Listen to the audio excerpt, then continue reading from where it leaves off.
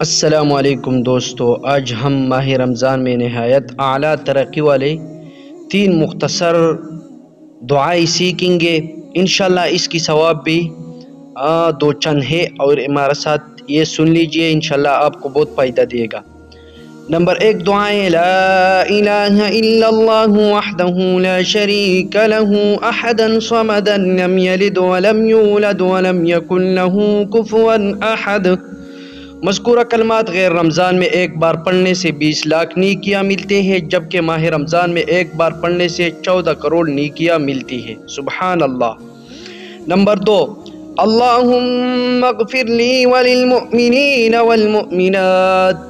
مذکورہ کلمات ایک بار پڑھنے سے دنیا بھر میں جتنے مسلمان مرد عورتیں ہیں، ان کی تعداد کے مطابق نیکیاں اس کی نامہ اعمال میں لکھ دی جاتی ہے۔ تقریباً 2.5 ارب مسلمانوں کی آبادی ہے، ایک بار پڑھنے سے اتنی نیکیاں مل جاتی ہے۔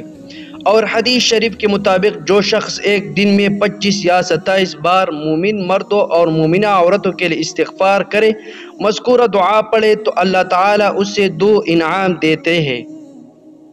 نمبر 1 اس کی دعائیں قبول ہونے لگتی ہے۔ سبحان اللہ۔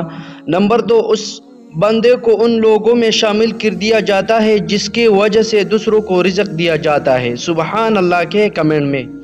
نمبر 3 دعا: اللہم بارک فی الموت وفی ما بعد الموت۔